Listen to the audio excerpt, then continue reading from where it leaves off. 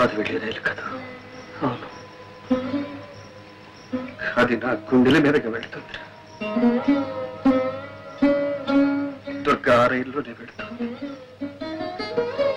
రైలు తిరిగి వస్తుంది. దుర్గా ఎందుకని రాదు. దుర్గా పిలిస్తే నేనెందుకు వెళ్ళలేదు? అందుకే మనసు విరిగిన మనిషి, మరణించిన మనిషి మళ్ళీ రావడం అసంభవం.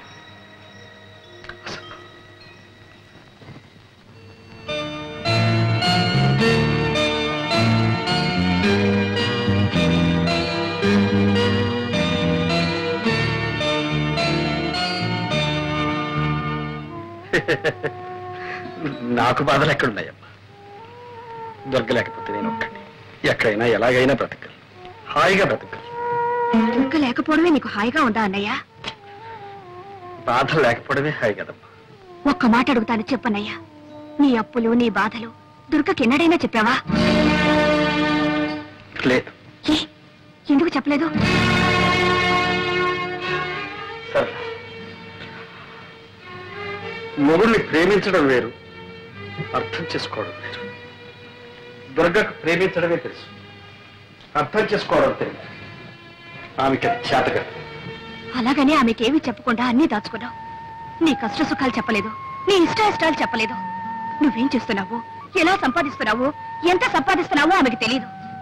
చివరికి నీ వినోదం కోసం నువ్వే చక్రపాణి అన్న సంగతి కూడా ఆమెకి తెలియకుండా దాచుకున్నావు. ఇన్ని దాచుకున్న భర్తను ఏ భార్య అయినా ఎలా అర్థం చేసుకుంటుంది? అతని బాధల్ని ఎలా పంచుకోగలుగుతుంది? అన్నయ్య, దుర్గేలా కావడానికి నువ్వే కారణం. నిజమేనమ్మా, అన్ని దాచుకున్నాను, మింగుకున్నాను. 4 ఏళ్ళు తన అర్థం లేని ఆత్మాభిమానాన్ని, అహంకారాన్ని సహించాను, భరించాను. సొంతలు విడిచిపెట్టి అద్దెగుంపుకు వచ్చినప్పుడే చెప్పారు, మీ పుట్టింటి నుంచి ఏమీ తెప్పించుకోవద్దు. వినదా? ఎన్నిసార్లు మీకు వీలు కాకపోతే చెప్పండి, నా పుట్టింటి నుంచి తెప్పించుకుంటారు. ఎన్నిసార్లు నా పేదరికాన్ని గుర్తు చేసింది. ఆ బాధ నీకు తెలియదమ్మా. తను ఏ ఆట ఆడినా, ఏ పాట పాడినా నేను కాదలేదు. ఇల్లే అమ్ముకున్నాను, అప్లై చేశాను, ఏం చేశాను? నన్ను సుఖపెట్టడానికి, సంతోషపెట్టడానికి ప్రయత్నించాను. నా స్థితి తనకు మాత్రం తెలియదా? ఏం చేస్తున్నారు, ఎక్కడి నుంచి తెస్తున్నారని ఒకసారి అడిగిందా? ఫ్రిడ్జ్ అని, టీవీ అని, కనీసం ఇన్స్టాల్మెంట్ లో కొనాలని అన్ని పెంచుకుంటూ పోయింది. తెచ్చిస్తే తీసుకునేది, తెచ్చకపోతే తెప్పించుకుంటాను అని. అలాంటి దాంతో ఏం చెప్పమంటావు, ఏం చేయమంటావు? అయిపోయింది. నా ఓపిక కూడా ఓకే. ఇక నా వల్ల కాదు. అన్నయ్య, ఇన్నాళ్ళు నా మనసు ఒంటి స్తంభం మేడల ఒక్క దుర్గపైనే ఆధారపడి తను వెళ్ళిపోయింది. అది కాస్త కూలి.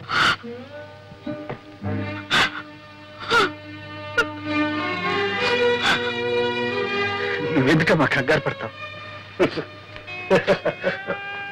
నేను చచ్చిపోతాననుకుంటున్నావా? నో, లేదు. నేను అంత తేలిగ్గా చచ్చిపోలే. నేను గనకపోతే నాకున్న బాధలన్నీ అనాథలై, అందుకని నేను పోను. అమ్మా కవిత, మీ డాడీ రాలేదేమమ్మా? మా డాడీకి ఒకటి జ్వరం, తలనొప్పి. ఏ డాడీ ఒంట్లో బాగాలేదా? అవును తాతయ్య. మరి మమ్మీ నువ్వు వచ్చేసరే? మా డాడీ మమ్మీ పోట్లాడుకున్నారు, ఇక రానని వచ్చేసింది. ఓహో, అలాగమ్మా. నీకేం భయలేదమ్మా, డాడీ దగ్గరికి నేను పంపిస్తానుగా. వెరీ గుడ్ తాతయ్య. Very good. నువ్వు వెళ్ళి ఆడుకోమ్మా.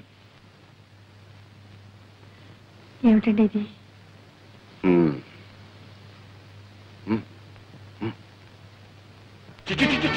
ఎందుకే ఏడు నీకు వచ్చినాయి, చెట్టుకు వచ్చినాయి.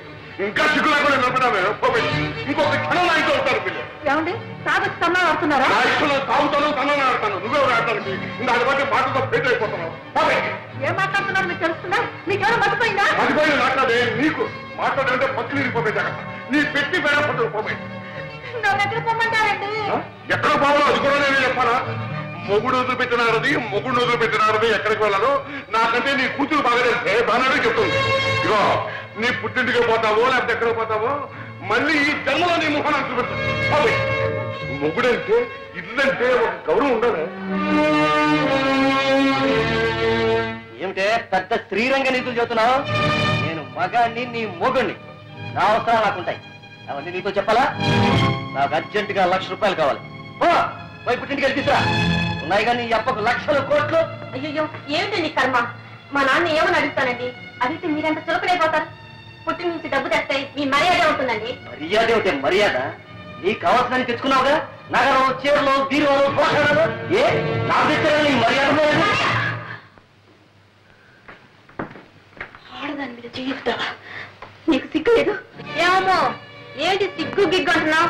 ఇది మా భార్య భర్తల విషయం. నువ్వెవరు కలిగి చేసుకోవడానికి? నీ ఇంట్లో నీ పెత్తనం చలాయించుకో. ఇది నా ఇల్లు. నేనేనాడు ఇంట్లో కాలు పెట్టానో ఆనాడే నా ఇల్లు. నీకేం సంబంధం? వదిన మొగుడితో ఏదో బుద్ధిగా కాపురం చేస్తున్న దానిలో తగుదనమ్మా అని వచ్చి నీతో చెప్తుంది నీతులు.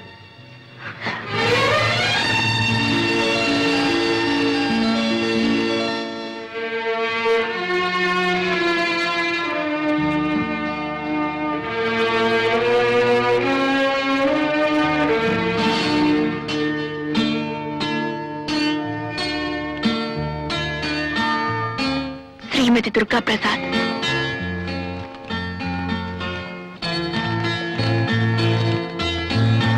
దుర్గా, నువ్వు వెళ్ళావు. ఈ ఇల్లు, నా కళ్ళు, నా మనసు అంతా ఖాళీ అయిపోయింది. నా ఆరోగ్యం బాగోలేదు. తొందరగా రా. వీలైతే త్వరలో కొంత డబ్బు పంపిస్తాను. ఈ ప్రసాద్. మీకింత సుస్థి చేస్తే నాకు ఒక్క ఉత్తరమైన రాశారా? అంత మాత్రం బాధ్యత లేదా? రాశాను దుర్గా, నీ ఉత్తరం రాశాను. ఎందుకండి అబద్ధాలు చెప్తారు? మీ మనీ ఆర్డర్ అందినప్పుడు మీ ఉత్తరం అందదా?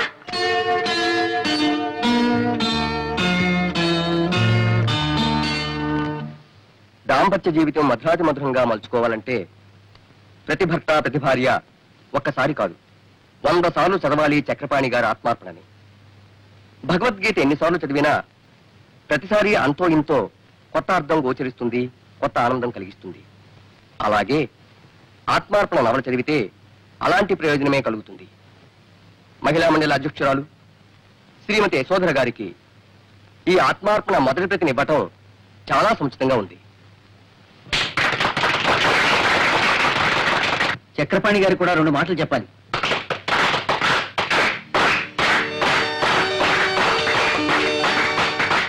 మిత్రులందరికీ నమస్కారం.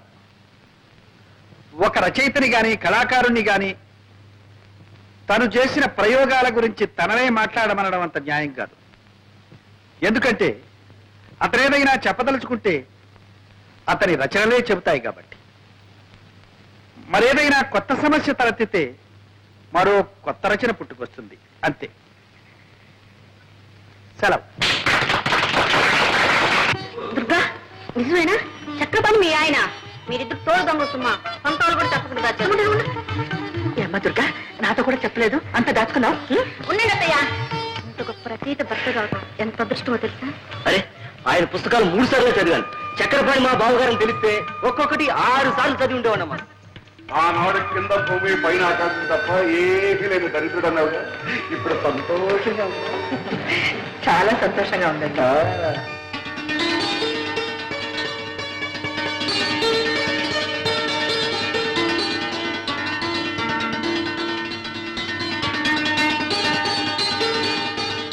కలం పేరు చక్రపాణి, అసలు పేరు ప్రసాద్.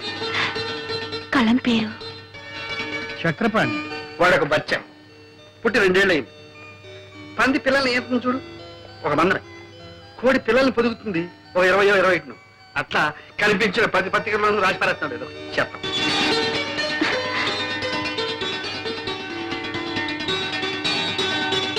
ఆత్మార్పణకు మరో పేరేనా చెల్లి సార్. చెల్లి సరళకు అంకితం.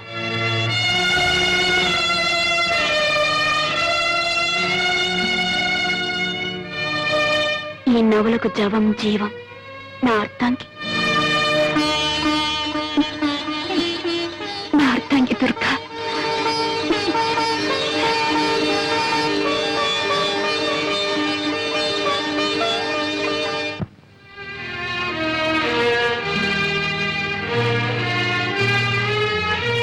సరళ, వదినా వచ్చావా? అవును సరళ, సరాసరి నీ దగ్గరికి వచ్చేసాను. మీ అన్నయ్య దగ్గరికి వెళ్ళాలంటే నాకెందుకో జంకగా ఉంది. చాలా ఆలస్యంగా వచ్చావు వదినా. అన్నయ్య నీకు శాశ్వతంగా దూరం అయ్యే వరకు నువ్వు పట్టించుకోనే లేదు. సరళా, ఏమైంది సరళా? ఏమైంది? కంగారు పడకు, నాకంతా అయోమయంగా ఉంది సరళా. ప్లీజ్, ఏమైంది? నువ్వు వెళ్ళిపోయిన తర్వాత అన్నయ్య ఎంత కష్టంలో ఇరుక్కున్నాడో తెలుసా? సేఠ్, ఎందుకు గొడవ? అరే, అమ్కి అప్పు వసూలు చేయడానికి రావడం గొడవ. మీరు కోర్టుకి రాకుండా మనిషి పత్తా లేకుండా పోతే అది గొడవ కాదు. సామాను జప్తు చేయడానికి వస్తే అంతా అమ్మ గారిది అయ్యా గారిది కాదు అని మీ వాడు మీదికి దూకితే అది గొడవ కాదు.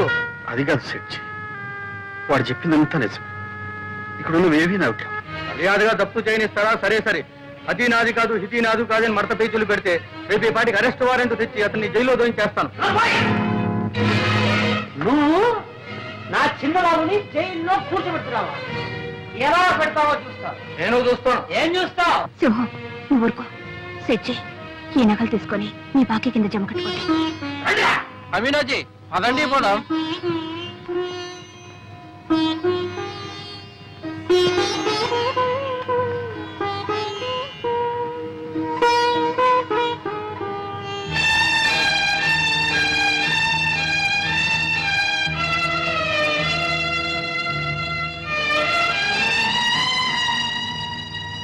సరళ,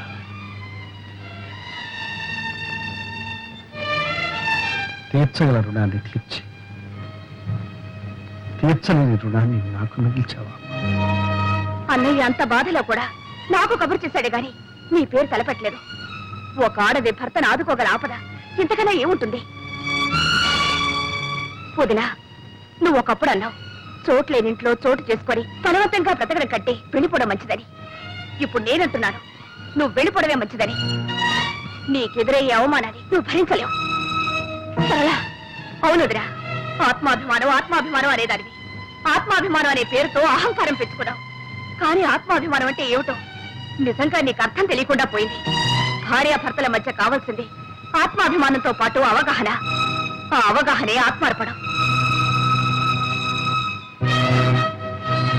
ఇదిగో నా నగలు కాదు, నా అహంకారం. నీ నగలు విడిపించుకో. నేను నా స్థానం పోగొట్టుకునుంటే దాన్ని తిరిగి సంపాదించుకోగలను. నేను ఎన్ని తప్పులు చేసినా ఆయన నన్ను క్షమిస్తారు. నాకు ఆ నమ్మకం ఉంది.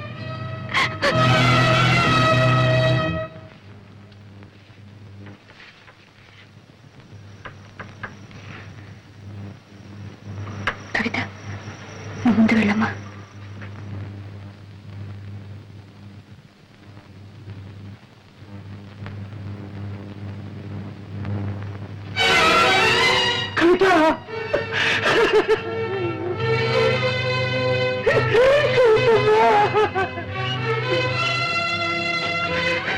అమ్మ రాలేదమ్మా. అమ్మ వచ్చిందా?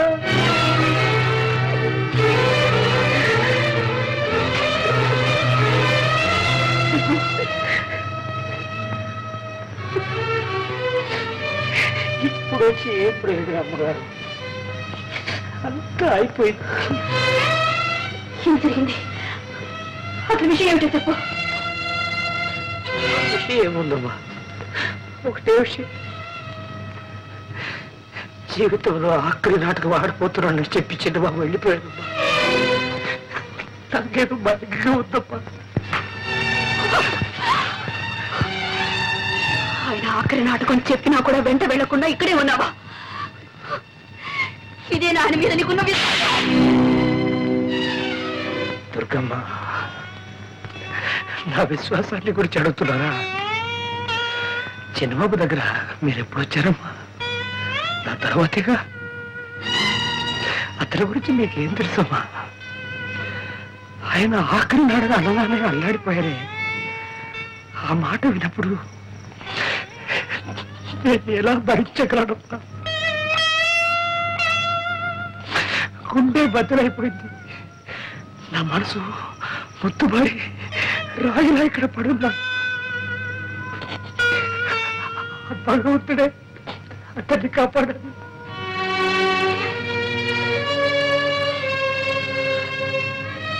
నాటకం ఎక్కడ? కళాభారతిలో. కాగితం తీసుకుంటా